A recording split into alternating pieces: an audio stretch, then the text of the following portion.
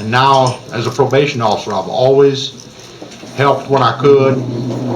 I listen to everybody who comes into my office, and I'm willing to help anybody that I can help. And I think most of you know that. As your chief of police, I understand that it is not my police department. It is not my town or my police officers, as some people hear today.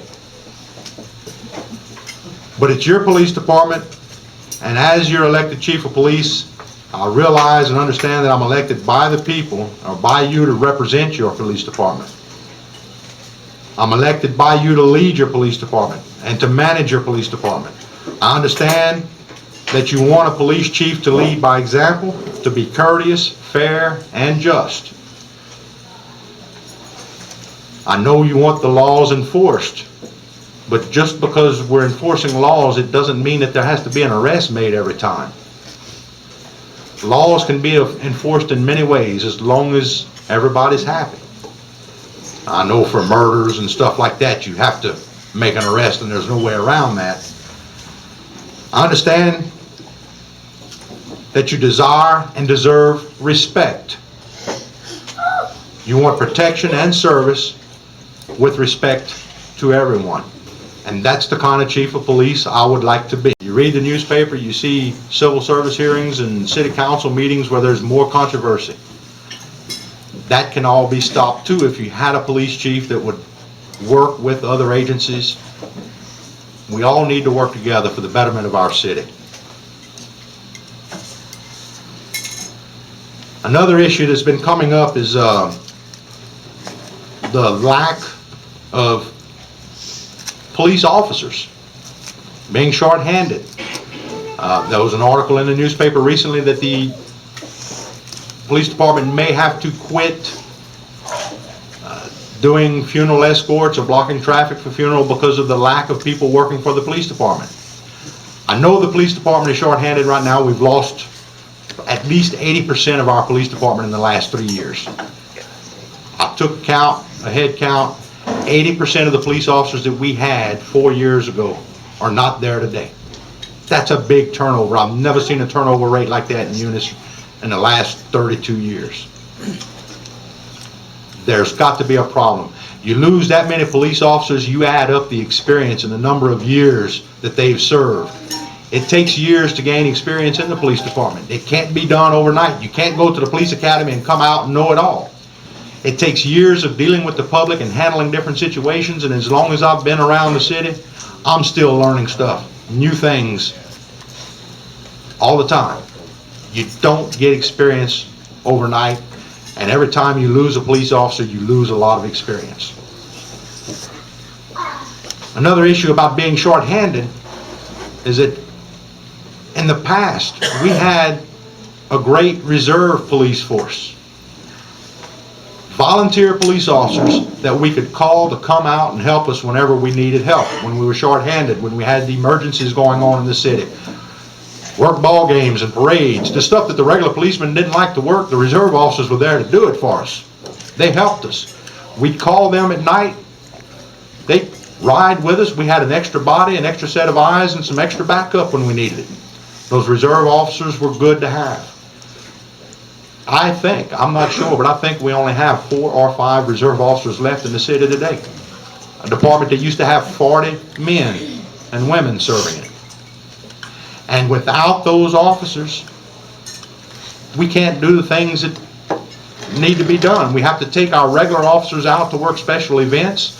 They're not patrolling the streets anymore. If we had reserve officers we could use for these special events, it would alleviate a lot of the problems with being short-handed. You could use them to work on the road. You could use them to patrol. You could use them to help with funeral escorts, just like the sheriff's office does every day. They have reserve deputies come out and help out with those funeral escorts. So having not enough officers and being short-handed is a good excuse for an unwillingness to perform your duty. That's how I look at it. The police department was quite a bit over budget in the last few months for the time period that we've had already, and their overtime expense. Because they're short-handed, they have to pay a lot of overtime officers to work. If we had a good reserve force, we could cut back on those overtime expenses, save the city some money, If the police officers need raises, which they do, they're low paid. Not many people would go out and do the kind of work they do for the pay they get. But these police officers aren't there because of the pay. They're there because it's in their heart. They want to be police officers, and they're going to stay there even if the pay is low, if they like their job. And if they like their job and they're happy with it, they should be treating us right, and I think they would. Now, do they deserve extra pay? Yes, they do. And if we could cut back on the overtime and save that money and use that money, divide it up amongst the officers and give them a pay increase using that saved money from overtime expenses, then they could come to work, make a little bit more, and have to work less. They wouldn't have to work the extra hours to get that little bit of extra money that they get from the overtime. There are a lot of changes that need to be made, but all in all, I think the people of Eunice deserve better than what we've been seeing in the media lately. We deserve a good police department. We deserve respect from our police officers, and we need to keep in mind that you are the employer, the police officers, the police department, the police chief are the employees. And I think that if with the right leadership, the police officers would recognize this, and we could teach them how to better deal with the public. Okay, look around. Everybody in this room was probably in my corner when I ran, right? Yep. Raise your hand. I ran on a platform very similar to what Randy's running on. A chief for all the people, okay? It's important that you understand the success of a police department is not based on how many badges you have on the street. It's based on leadership, it's based on success, and it's based on keeping the general public's best interest at heart. Am I right? Yes. We don't have that. We have ridicule, we have abuse, we have lack of leadership, most important, lack of leadership. Young police officers coming out of the academy have to be set on the right path. You got 32 patrol cars that you never see.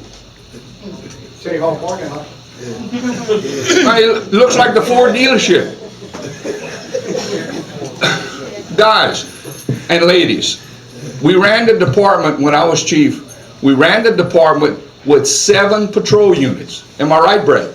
7. Not 32, 7. Okay? We hired people that lived within the city limits or Ward 6. Okay? It was people from Eunice. We didn't hire people from South Carolina that didn't know Cajun culture, didn't know the way of life of the people of Eunice. They don't understand. You got to have someone like Randy who's familiar with Randy knows everybody in town. He's like me. I couldn't get in trouble if I tried. Okay? The only way the success of this campaign is going to go the full length to a victory is if everybody in here uses this, gets out and shakes hands, and asks the question, would you please help Randy? That's how I got elected. I didn't have a lot of money. Yard signs don't vote. Am I right? Yard signs don't vote.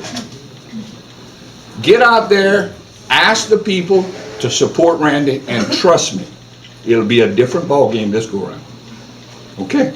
Randy, good luck.